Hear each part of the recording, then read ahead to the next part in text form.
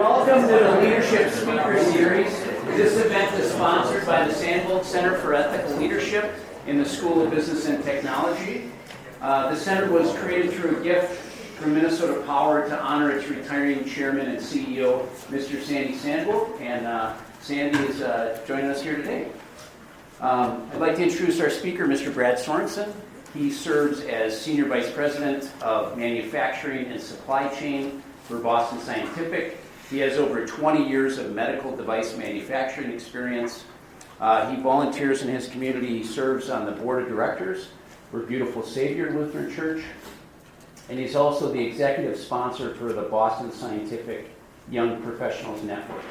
He earned a BA in economics from Gustavus Adolphus College, and he earned an MBA from the Carlson School of Management at the University of Minnesota. I'd like to thank Brad's son, Sam Sorenson. Sam's a senior finance major. Sam, thanks for helping arrange your dad's visit today.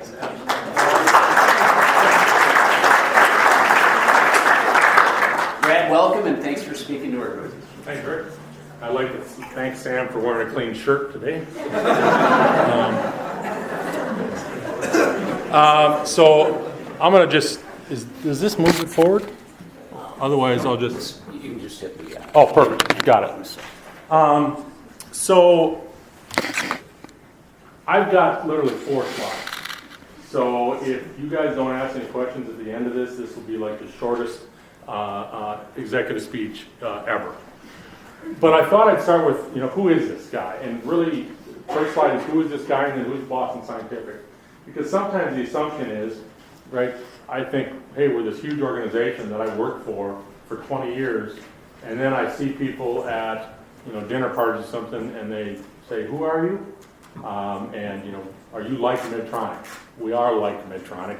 We're better, but yeah, we're like Medtronic. So I want to talk about who's this guy, me, and then a bit of what Boston Scientific is about, what I do there a bit, and then I'll, at Rick's request, I've got a slide on what I've learned. And that's always a little difficult to say, okay, here's what are the things that I've learned. But as he mentioned, I'm also the executive sponsor for the Young Professionals Network. And I find that that's a discussion and a question that people are asking a lot. All right, hey Brad, how did you get to your job? What do you think that's important? What have you learned along the way? And if you could go back 25 years and do things differently, what would you do? Or, if you could do the same things over, what would you do? And so I'll hit some of those. And then I'll talk about what it's like to be a multinational company, really around the concept of ethics, doing business in an ethical manner, which is different when you're operating in 70 plus countries around the world. The way that the world thinks about ethics is different, and it's important that I think we as multinationals understand that. So, who is this guy? I was raised in western Minnesota, born and raised in Renville. Raise your hand if you know where Renville is. Yeah, that's about right. I know what I figured. It's western Minnesota, about 2 hours dead west of here. Not dead west of here, 2 hours dead west of the Twin Cities. My dad was a high school teacher. Grew up in a tiny little town of 1,100 people. Great place to grow up, great place to raise kids. Not a great place to find employment. Hence, when I got out of high school, I left and went where the jobs were. I've lived in California for roughly 2 years, a year and 6 months. A year of that with my family, 6 months without, kind of. And then came back. And I'll talk a little bit about, what that was about later. College in Minnesota, Gustavus for undergrad. Gustavus was what college was for me growing up. My dad was a Gustie, my grandpa was a Gustie, his dad was a Gustie. None of my kids are Gusties. I'm Gustie 3. So congratulations, St. Scholastica and Luther, I guess. My career, I started at Federal Cartridge making ammunition in Anoka. I had a couple jobs before that. That's where I got my MBA. So I went to school for a year full-time. My wife supported me while I got my first year of MBA done. And then we got pregnant with our oldest son. And so I went to work for Federal Cartridge. on the agreement that if they pay for my MBA, I'd stay there for 5 years. And I bring that up because that's kind of how the world used to work. And it doesn't really work that way anymore. It doesn't work that way because in a lot of companies, kind of these concepts of loyalty, have to be much more structuralized. When I went there, it was a handshake. We'll pay for your MBA. Promise us once you get it, you won't leave. I stayed there for 7 years and then took a job with Boston Scientific. I worked for Boston Scientific for 3 years in a number of manufacturing jobs. And then I got an opportunity to go to a company called QRS Diagnostic. I went there and was president and COO of that company for 3 years, and I came back to Boston Scientific. And that was a career move for me that is probably the best career move and the most distinguishing career move in my career, because I went from president and COO of that company to production manager at Boston Scientific. And at the time, my wife was saying, "What are you doing? Nobody takes a $50,000 pay cut and a 3-level job cut to go back to a company they used to work for." And I said, this is a company that has integrity, it's a company that has values, it's a company with people that I trust. Don't worry, it'll work out. And it has worked out. And about 4 months later, Boston Scientific said, "Hey, we got this acquisition out of California we just bought, we'd like you to go run it." But that was just totally on a whim and me saying, "Look, I trust these folks, I'm going to go work there." And again, that's not necessarily how things get done all the time today, but I think they are how things should continue to get done. My priority are very clear, and this is not a slide I built for this presentation. Actually, none of these slides, other than the very last one that has a different bottom, is a slide I built. I share this across my entire global organization, which is about 16,000 people strong, across 60 different countries, 70 countries, because I think it's important to people that they understand who I am and what I'm about. Faith is my absolute priority. It's absolutely fundamental to me, and so I make sure that people understand it's fundamental to me, because that is part of who I am, and they need to know where I'm coming from. That doesn't mean it needs to be their priority, but it is mine. My family is second. I'll get one chance in my marriage. I've been married now for 27 years to the same wonderful woman, Sam's mom. I've got 3 kids. I get one chance to raise my kids. That's it, right? You don't get to do it a second time. So for me, what that priority means is someone who travels 75% of the time. I have done things like literally sleep under a bench in the Beijing airport because security was closed and I needed to get on a 6 a.m. flight to get home to see my daughter's 7th grade choir concert. But if you say something's a priority, you've got to figure out how to make it work. And so I make it clear to people what my priorities are. And then finally, people. I fundamentally believe it is all about talent. And if you believe that and you want to espouse that, then you got to spend time focusing on people. So I'll prioritize them over kind of the what needs to happen and focus more on the who needs to do it. My interests, I love to play golf. That's Old Head in Cork. If you ever get a chance to play it, play it. It'll add about 30 strokes to your game, but it's worth it. Okay, hey, St. Paul or St. Scholastica Saints. My son played baseball. I've spent a lot of time watching him play baseball. We'll spend even more time watching other kids play baseball because he's a relief pitcher. So you go and you watch other kids play. And that's okay. That's a character builder, right? I'm a Gophers fan. That picture was taken when we were doing a little better this year. But Gophers basketball is an absolute passion of mine. My wife and I are season ticket holders. And don't miss many games other than when Sam or his brother or sister beg for the tickets. I'm the executive sponsor for the Young Professionals Network. We call it the Talent Incubator. I believe that it's fundamental to the growth of our company to ensure that our young professionals find a place where they believe there's career growth and not a training ground where they can go somewhere else. I own a couple restaurants on the side. I don't do anything with them. My partner is fantastic. He does it, but I like to eat. So I can go there and eat for free and drink beer for free. I'm involved in Beautiful Savior. I'm the board of directors of our church. And then finally, my wife and I are very involved in an organization called Treehouse, which is all about providing unconditional love to at-risk youth. And so a common theme in here is I'm a big proponent in making sure that young people understand what their path is. Who's Boston Scientific? Really quickly. We're a big multi-billion-dollar multinational.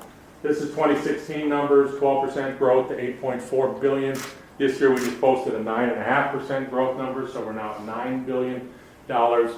We've been in the top 3 performing stocks on the stock exchange for the last 3 years in the medical device sector.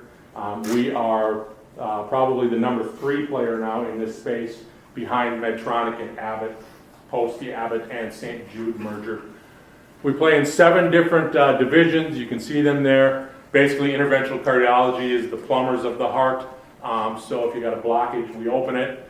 Structural heart, which is the biggest growing space. So it's growing literally at 30% a year. That's about if your valves don't work, we go in and fix them. Peripheral interventions, the plumbers of everything other than the heart. Cardiac rhythm management, that's if you have sudden cardiac death issues, heart failure, those are pacemakers, defibrillators. Neuromodulation, which is all about pain management. Urology and pelvic health, I think you can figure out what that's all about. And endoscopy, which is basically operating in the gut. We're a big multinational company, lots of different sites. We operate in many, many countries. And as you can see, we're pretty well dispersed with strong growth curve. Our core values are something we as an organization really, really fundamentally live. As I said, I left and came back to this company in big part because of those core values. This is an organization that does believe it, and we see that manifested all the way across the board. The best story I like to tell people is Hurricane Maria hit Puerto Rico. Unless you've been living on a rock, you know. Our plant was back up and running in 6 days. 3 days into that, we had found all 1,100 employees.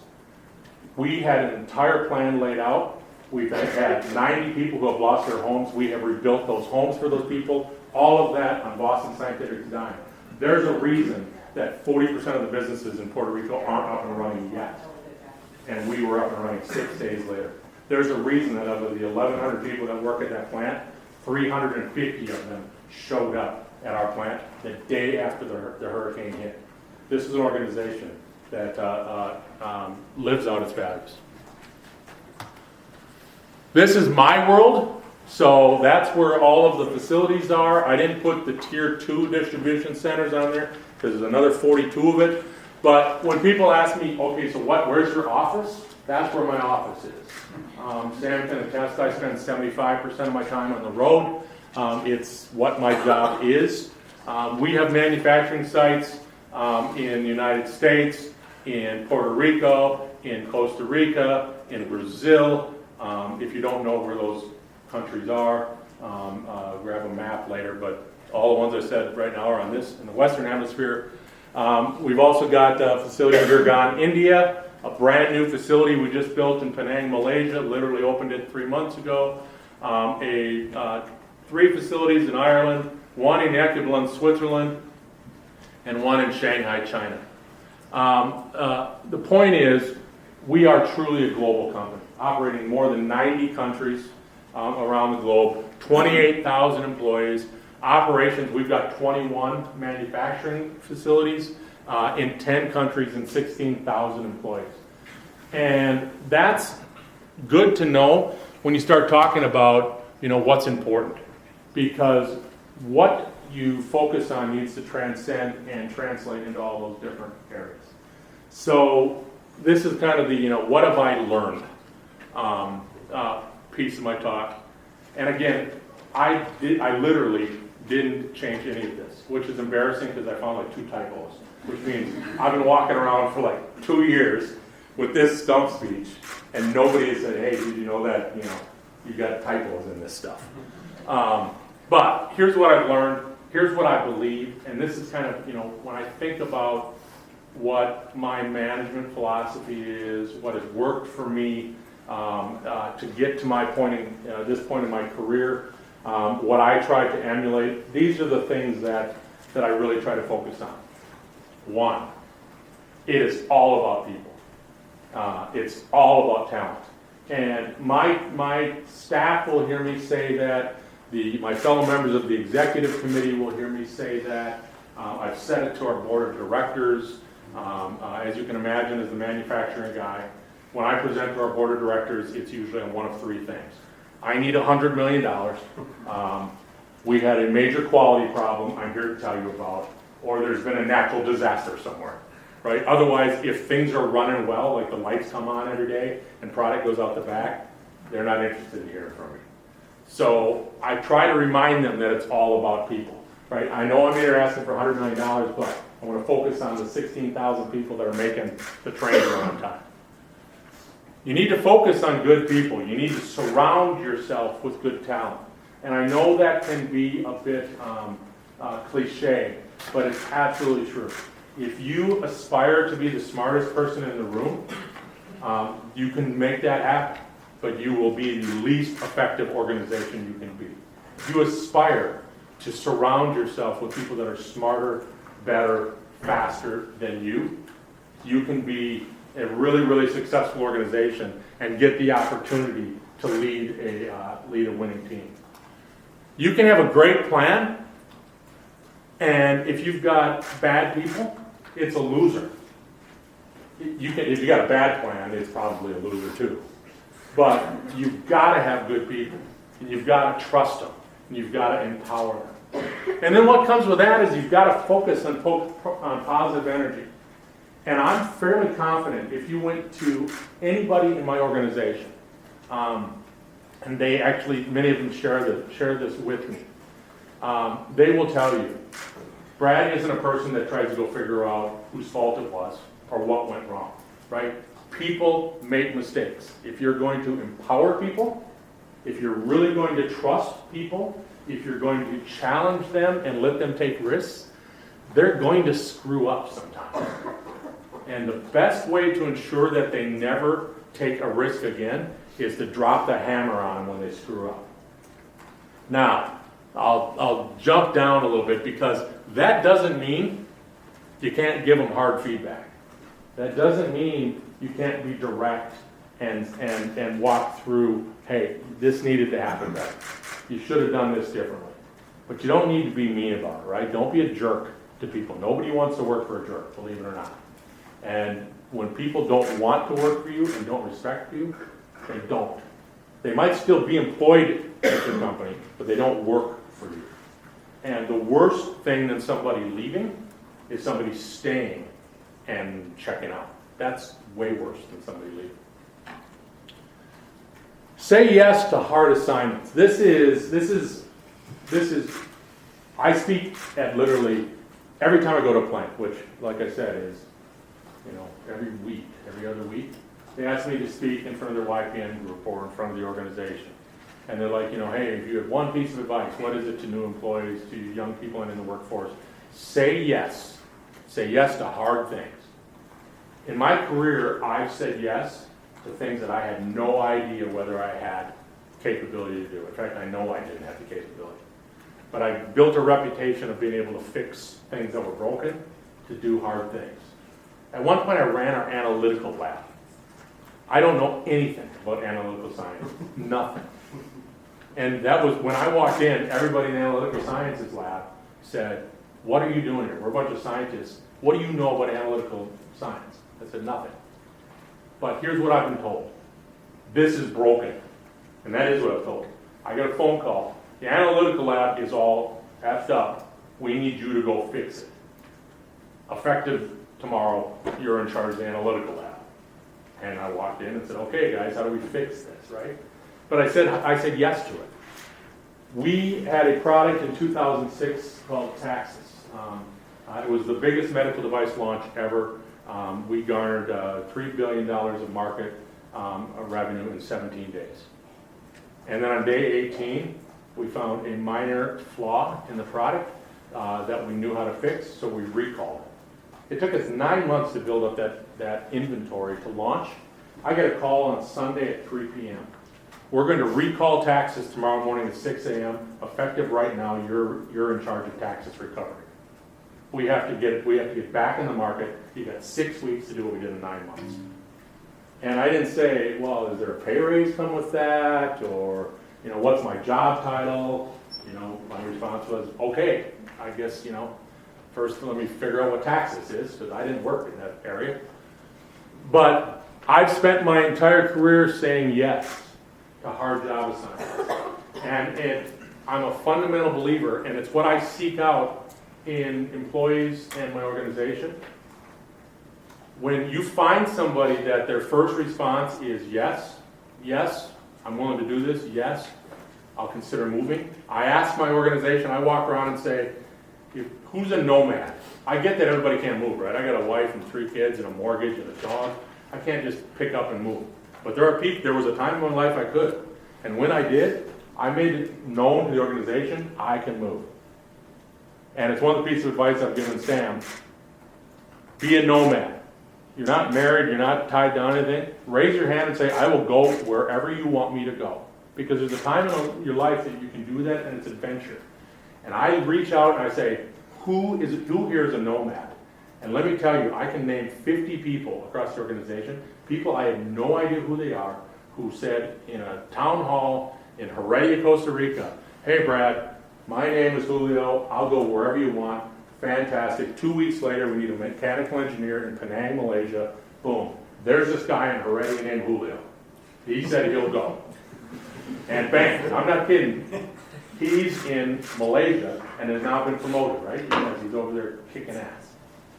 But nobody would have ever picked him up if you don't raise your hand and say yes. I think the organization asks people that say yes to bigger, harder things. That's called career growth. Laugh at yourself. Don't take yourself too seriously, right? I mean, I posted a picture of myself screaming into, the goalie cam.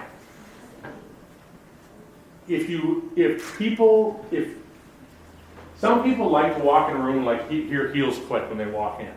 If that's what gets you off and that's the type of person you want to be, great. But again, that isn't what's going to endear people to you. Laugh at yourself. It's, people like working for someone that, they legitimately enjoy being around. I personally prefer not to be prescriptive about how things get done. I don't operate well in an environment where people are telling me, do it this way, exactly this way, and here's the outcome. So I use the analogy all the time. I like to eat cake. Bake me a good tasting cake. Do it however you want, but please make sure it tastes good. Don't tell me to bake you a cake and then say, by the way, I want you to do it with only these ingredients. Then just tell me to follow your recipe, but I can't guarantee it's going to taste any good, because I don't know. It's not my recipe. I think that's a really good way to try to manage people. Now, having said that, for people that are entering a workforce, not all bosses are like that, and you got to understand. If there's a boss that you've got that is like, I want it done this way and that way, my advice to you is either try to find a way to not work for that person anymore, or do it that way.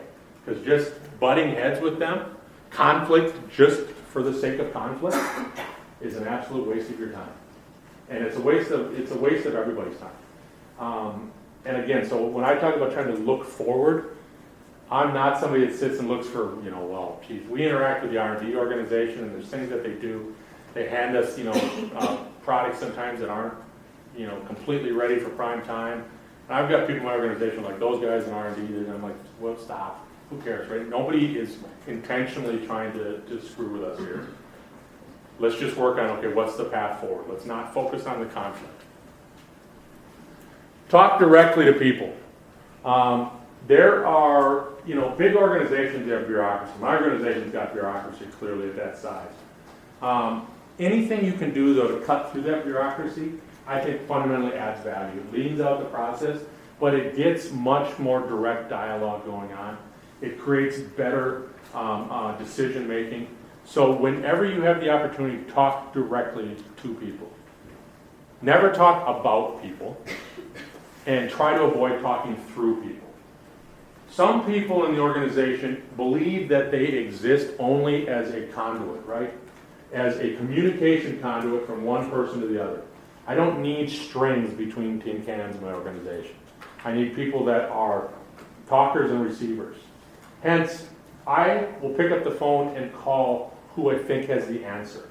And it's taken some time within my organization for people to get okay with this. And geographically, it's really a challenge, right? I'm in Malaysia, and I go talk to an engineer on the floor and say, hey, I'd like your opinion on this. What do you think?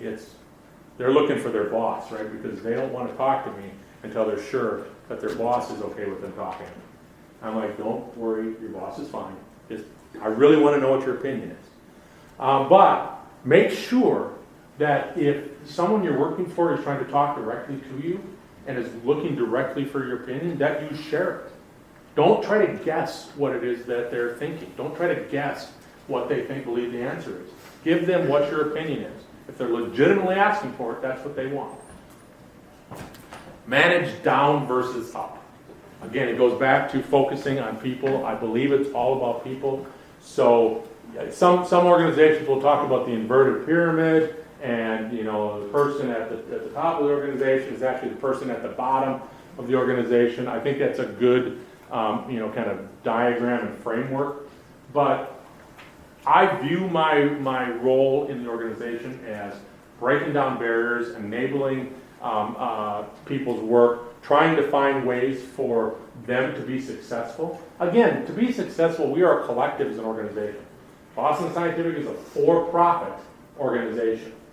So it's not just all about career development. It's not just all about what the employee wants to do. But as a leader, my job is to make sure that people have the tools they need. My job is not to make sure that my boss knows that I was in the meeting last Tuesday, and when we made the tough call, I was there, right? And people that do that drive me crazy, and I don't want them in my org, right? And I start to call them out. Because if all they're going is, oh yeah, I was in that meeting, oh yeah, I was in this meeting with so-and-so and so-and-so, I'm like, who cares? What have you done in the last couple of weeks? Dig into your business to understand the facts. Then you can follow your gut. There's like a leadership characteristics test. We use it at Boston Scientific, and I'm blanking on even what it's called anymore, but it goes through kind of the color schemes as a manual. My makeup is I am all about action, and I'm all about people, right? And analysis is literally, like the person that gave me the test said, you're the second person I've ever seen. I've never seen anybody with blue. The blue is the analysis color. They said, you have none of this in your DNA, zero. Throw that block away. Everybody has some, right? And they use it when they're panicked, but you have none. And it's shocking to me that you can run a big organization like that with like no DNA around analysis. Having said that, one of the things that I do is I force myself to really dig into the details. There are a few people in the organization that kind of know the details like I do. And I get that feedback from, say, our board of directors sometimes. They'll ask a question about something I'll be presenting, and they're like, well, what's the gross margin of this? I'll say it's 76%. And, even our CFO will go, how do you just know that stuff, right? We've got 13,000 products. And I said, I've spent a lot of time looking at what our products cost, right? That's part of my responsibility. But my point is, I operate from the gut. I believe in people. I operate based on, here's what my thought is, here's what I see. Let's go, let's take risks. But I understand that has got to be based in a foundation of understanding the facts. Now, since I don't have a lot of this blue DNA, I've got 3 people in my organization. They're like all blue, right? And like they wouldn't take a risk, if their life depended on it. So that they're not the risk guys, right? But one of them is my finance guy. He's my vice president of finance, and he's like, you got to stop saying yes to stuff.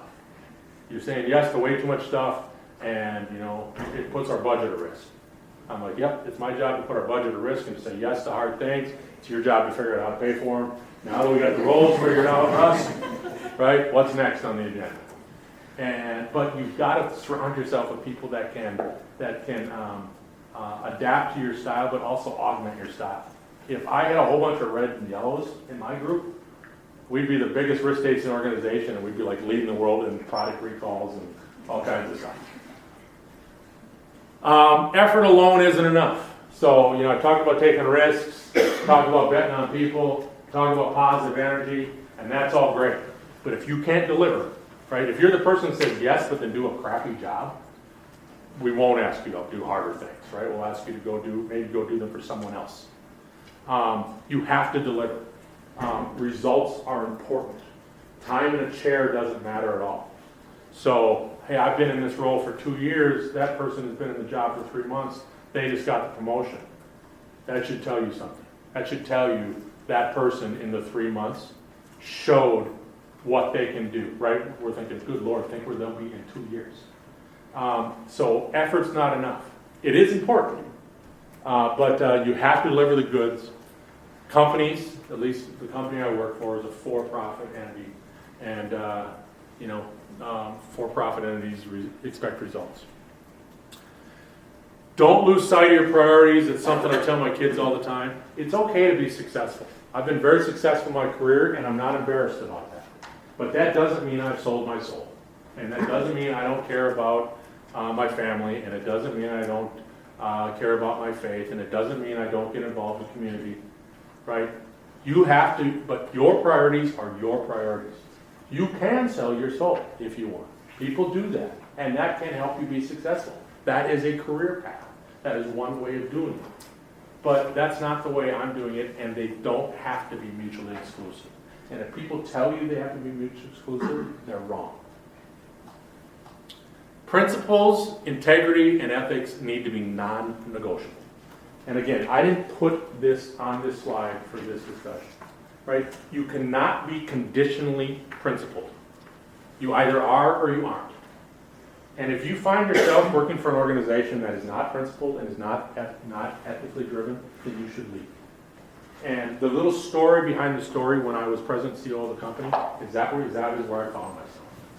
And so part of when I left and took a major step back is I said, I am not remaining with this organization. This is not an organization that I can go home and sleep with myself at night. I am leaving. And I left. If you can't change an organization from the inside and you find that they're not a principal organization, then you owe it to the organization, the other people that work there, to try to change it, which is what I did. And when I couldn't, I left. And I think that needs to be non-negotiable. It has been for me, and it's worked very, very well. And I've got, again, people on my staff that say, you get away with saying things to people that other people won't say. That isn't like I'm swearing at them, right? It's like, I'm like, that is wrong, we shouldn't do that. But like, nobody else would say that to the CEO. And my response is, why not? Everybody should say that. If that's what they believe, everybody should say that. And so my last point is kind of along that point. This is the exact same slide, so if you're looking for the, hey, what's different about this? Hopefully nothing, other than, redo. So the perspective of what's generally accepted business practices is different around the world. And as a multinational, it's important that we understand that. And I think sometimes when, I've taken and I've actually a guest lectured a couple of ethics courses, I think sometimes it can be this kind of, that's this, esoterical type discussion. It's not. Parts of the world that we operate in, frankly, in the U.S. as well, but there are some parts of the world where we operate where ethics are different. And it doesn't necessarily even mean wrong. They're just different. Sometimes it's wrong, in my opinion. But, for example, we have an operation in Chapeco, Brazil. Chapeco, Brazil is in the middle of nowhere, right? It's literally way down on the border of Argentina. Or Venezuela, way down on the bottom. And what we do there is we harvest tissue from pigs to make heart valves. So it's a pretty disgusting, gross business, right? But we're a medical device company, and we have to operate like that. So there are a lot of permits and a lot of building requirements and a lot of things that we have to do to operate there. And that's hard. It's hard to get a building permit in Brazil. It's even harder to get a building permit in Brazil if you're a multinational company. You have to get signatures from about 24 people, most of them local government officials. I have met with them. I've had dinner with them or had a meeting in their office with them. And many, many times have been either asked directly or indirectly or told that if we would pay a small expediting fee, and it is small, it's a couple grand, right? We're a $10 billion company, $2,000, $500. We could expedite this. And by the way, that's legal in Brazil. So this isn't a bribe. You can pay an expediting fee. But this expediting fee is paid to the local official. And our response is just no. Not just no, but no, no, no. And if this is the only way it gets done, then we'll leave Brazil. Then we will not do business here.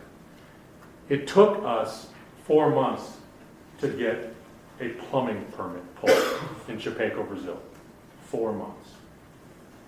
I can tell you that one of the other ways to do it that they recommend is you get a middleman. Boston Scientific pays a local contractor who manages the situation for us. There's a fee, we pay them $50,000, which, by the way, we do that all around the world. You actually want, right? We have a contractor in Brazil, a local contractor, because they know how to actually, the building codes, etc. But if we just give them a little extra money, they'll grease the local government officials for us. It's arm's length, so we're not paying anybody off. And that's the other way to get it done. And our response is no. And I mean, I can tell you that we literally closed down a plant. We, at my decision, the board approved it. We closed down a plant in Suzhou, China, into which we had already invested $18 million. Because we could not get past the local bribery scheme, if you will, at that point. Now that's 12 years ago. China has changed. We're back in China working. But you've got to be willing to walk away, right? When I say ethics aren't conditional, not being conditional means you got to be willing to be the person. I wasn't in the job I'm in now, to walk in and say, I recommend we shut down this operation. I recommend we cease manufacturing product in China. I recommend we walk away from X million dollars of sales because this isn't the way we do business. And thank God I work for an organization that said, absolutely, we're lined up. But when you get out in the work world and are dealing with kind of ethical dilemmas, realize that they are real and that conditionality of ethics is it'll be easier to pay somebody in Brazil $500, $2,000, and we're in, right? This is a business that supports a $5 billion business for us. There's lots of people would go, what, are you crazy? Why wouldn't you be paying it? If I could pay $2,000 legally, I'd have done it in about 4 seconds. But because we can't do it the right way, we're not going to do it. So that's a bit of, kind of what I've learned, who we are. Hopefully I've taken up enough time that you guys aren't going, oh my God, what are we going to do with all this free time? But left you time for some questions. So thanks a lot for having me. I really appreciate it. And I'm open to absolutely anything for questions.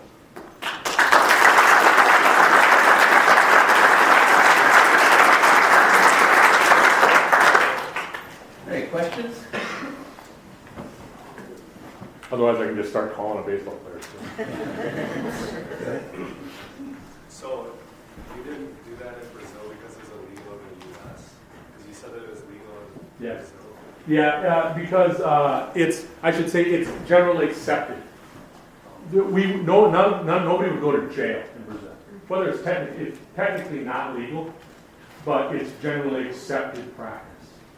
So if we paid off a local official, because all the local officials are getting paid off, right? That's how the plumbing inspector gets paid in Chapecó, quite frankly, right? His job is like below poverty level job. He lives in a really nice house because being the plumbing inspector is a good job because companies pay them off.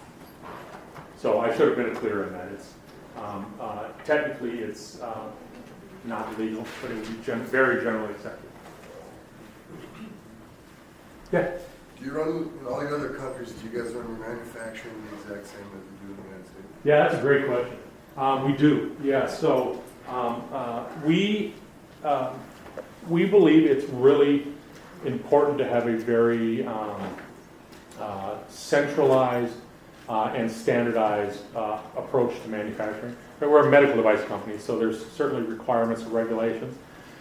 So we have a standard set of, we call it our business essentials, standard toolkit, standard goals, standard metrics, and actually have books printed, or there are now, some of the sites still use hard copies once in a while. I still have some hard copies on my desk, but they're all, connected to our internet.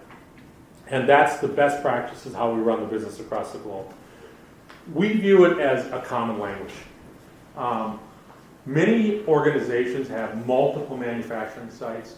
Many of our competitors, right, have literally, 90 to 200 manufacturing sites. We have 14 main sites. They each do one thing well, so we run centers of excellence. We don't do things in 2 different places, so we don't have redundancy. Not to toot our own horn, but we have the best gross margins in the industry. We have the best standard cost performance in the industry, and this is not just me saying it, right? Go look at analyst reports. Our gross margin is 73%, our competition is 69%. It's in big part because of that. We have 5 sites that have won the Shingle Prize for Excellence in Manufacturing, which is considered the Nobel Prize in Manufacturing. It's because we run things the exact same way. So when we acquire companies, it's a bit like the Borg showing up, right? You will be assimilated into our operation. That's how we run the world. Yeah. So how do you choose the locations where you're going to expand to next? Do you just pick any place that's available, or do you look for specific things? Well, that's a fantastic question. So we just built a plant in Penang, Malaysia. First of all, I'll get right back to your question. We don't chase tax. So the new tax code doesn't really matter to us because we haven't moved stuff around for tax. We pay a decent amount of tax. We don't chase low labor costs per se. Again, we're a fairly high gross margin business, right? We enjoy 70% gross margins, so we're not making nickels, we're not chasing low labor, and we have a certain quality requirement we have to manage. So we're really looking for capabilities. When I said we set plants up for centers of excellence, the latest plant we built was in Penang, Malaysia. We built that really for 3 reasons. One, we were running out of high labor content capacity. And part of that is cost, so we want to be in a place where there's lower labor costs. But that also means there's higher labor availability. So the U.S. is not high labor availability, right? If I want to build another manufacturing plant in the Twin Cities, I'm going to really struggle to get people that want to build product for a living. We have 2 big plants in Costa Rica. Costa Rica's got, 2.8 million people working there. We've already got 6,000 working for us. That's probably all we can get. Malaysia's a real hotbed for technology.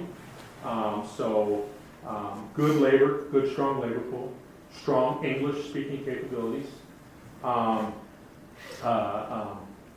of manual dexterity capabilities. So what we moved there is valve sewing. That's what we built the plant for. The textile industry left Malaysia about 6 years ago. The semiconductor industry is just starting to move out. Those are industries that chase low labor. We tend to follow them sometimes. So they've got people that know how to work in regulated industry. They're used to high dexterity work, know how to work under microscopes. And Asia is our biggest growing region. It's growing about 25%. So we went out and said, hey, where do we find this type of labor tool set? And how do we get a bigger footprint in Asia? And that led us to Penang, Malaysia. We started with literally every country in the world. And when I say literally, I mean every country in the world, right? So you're going down, some go off pretty quick, right? No, we're not going to Chad, take it off, if there's not enough infrastructure. But you start getting down to, there's probably 20, 30 viable countries. And then we go in pretty hard. So we've got 3 plants in Ireland, 2 in Costa Rica, 2 in Brazil. We've got 1 in Malaysia now. Malaysia might support a second one down the south towards Singapore at some point. But I've got a group that's all they do. They look at global economic trends, who's going, and we go through this whole site selection process. And it's something we look at, once a quarter. We're all looking out 10 years. So I can't tell you where our next one's going to be, but it probably lines with Czechoslovakia. So, Eastern Europe is probably the next place we need to be. Yeah. How do you deal with quality when you're operating in so many different countries? Well, that's a great question. And so quality for us is absolutely paramount, right? I mean, we make life-saving devices. They have to work, and they have to work, every time. And part of that is really what I said before. We run the exact same manufacturing process, the exact same systems, the exact same requirements, the exact same metrics everywhere. The same quality policy, the same core foundations, the same strategies and vision. And so when we stood up the Malaysia plant, for example, the first probably 4 weeks of training wasn't on any product. It was we were building the plant in parallel. It was training people in our quality system, training people on the why, on the on the what. Because when you live in a world like we do of the medical space, people have to understand the why behind the procedures. Because we got a billion of them. I mean, there's a procedure for everything. And it's so funny when we'll hire people from the outside, right? And there's a procedure around and a policy around being able to walk down the hallway with coffee. And they're like, what is this? This is ridiculous. And I'm like, okay, well, let me understand, right? In this room is biological tissue, right? Patent pericardium that we turn into valves that goes into people. And if anything from any food-based product gets in there, here's what happens. People go, oh, well, I get it now, right? That's why you can't be just wandering around the hallway with food. But you got to go through the why. And so we lose a lot of people through that screening process. In fact, when we hire people, whether it's direct labor or indirect labor, we hire everybody on a 30-day contract to begin with. And that 30-day contract is literally, it's kind of a two-way street. Here's the way our world works. Here's the quality, policy, etc. Do you want to live in this? Because this is what it looks like. It's non-negotiable. Thank you. Sure. Yeah. If you're to trace back your sources for ethics and values, Mm-hmm. how far back does it go and what does it point to? Wow, that's a great question. Again, not to be cliche-ish, but my grandfather, and not that my dad wasn't a great guy, but he was, but my grandfather was just an incredible influence in my life. And he was young. I mean, they had my dad when they were young, and so my grandpa was like 40, right, when I started getting to know him. They came to every sporting event. He was a rural mail carrier, so luckily he worked from 4 a.m. to noon. So he could come to every sporting event. I'd see him all the time, he and my grandma. But he was very clear and open with kind of expectations. He was one of these guys, you didn't guess what he was thinking. And since I can remember, he would talk about things like, right, there's right and there's wrong and there is no gray. And he goes, people will tell you gray, and that's just people that want to do wrong stuff. And that was kind of his opinion. Now you can debate that, but that would be his perspective.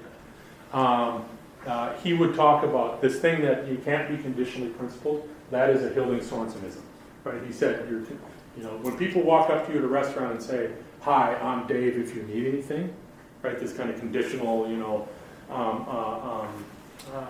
identity. He said you can't be conditional. You can't say I've got ethics if they work in my behavior or work in my favor. He used to always, one of his sayings or one of his comments was, "Don't get confused." He said you can only have 3 or 4 things that are absolutely critical in your life. Don't ever get confused about what they are. They can maybe change over time. Some of them shouldn't, right? Your faith in your Savior, right? Your love of your family, those things shouldn't change. But don't ever get confused by those. And he didn't just tell me this when I was a kid, right? As I got promoted, and kept moving up through organizations, he'd tell me, are you getting confused? Right? You're doing well. You're not getting confused, are you? No, I'm not getting confused. And so I would say that, he kind of was my true north. And I was lucky enough to have him in my life for literally, 50 years, nearly. And so until the day he died, at 96 years old, that was his talk track.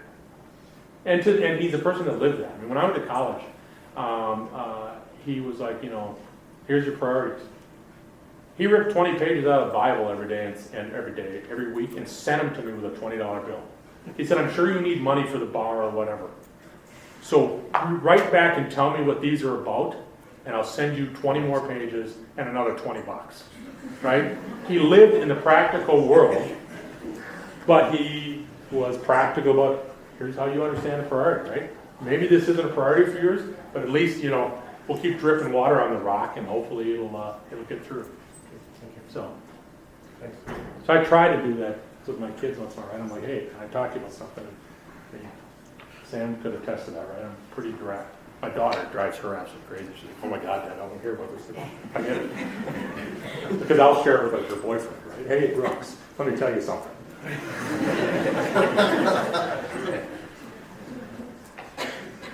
Yeah. You talked about the response to Maria, and Yeah. I was interested as a for-profit company, but with the values that you laid out there, Yeah. how that also plays out in your communities that you're involved in. Yeah. So we've got a Boston Scientific Foundation that provides money to all of in all the communities we play in.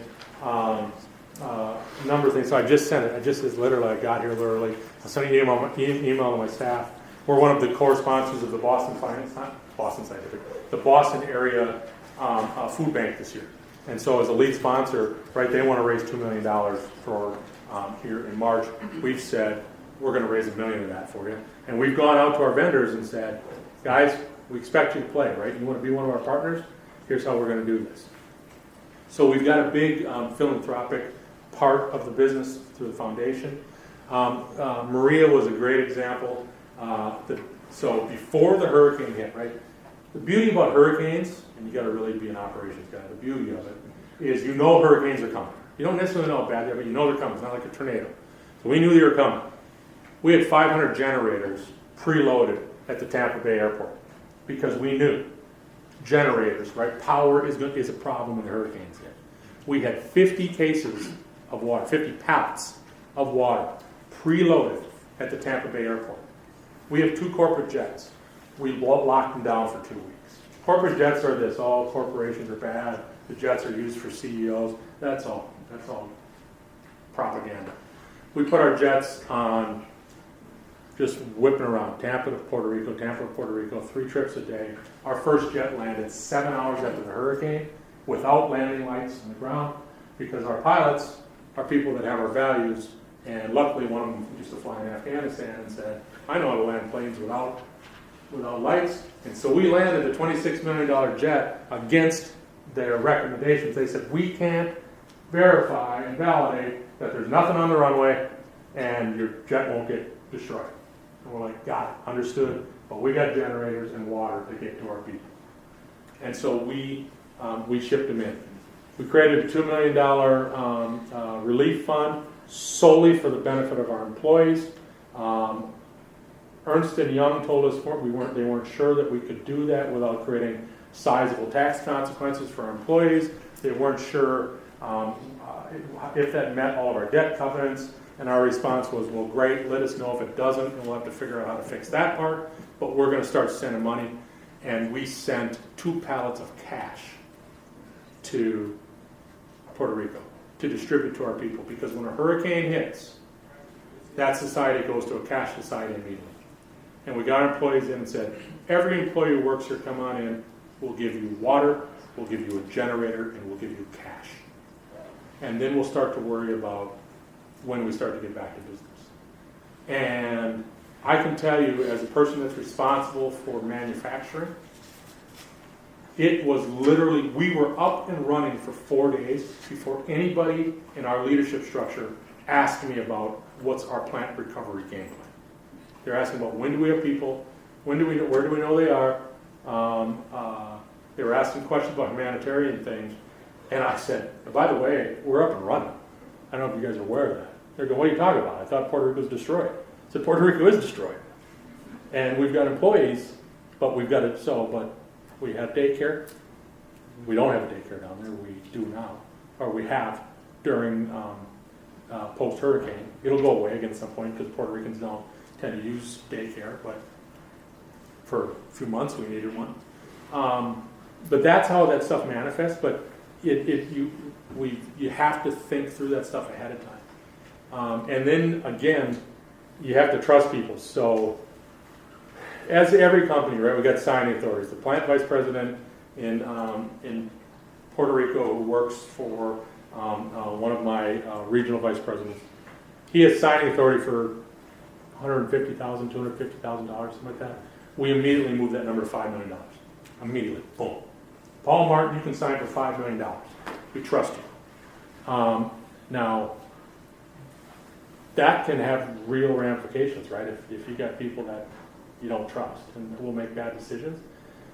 But I've seen some of our, not necessarily our competitors, but other people operating in Puerto Rico just be absolutely hamstrung, right? And their employees still aren't back, and they don't have electricity, and plants aren't up and running because they're caught in this bureaucracy, right? They're calling us about, hey, how did you guys, get power back so fast?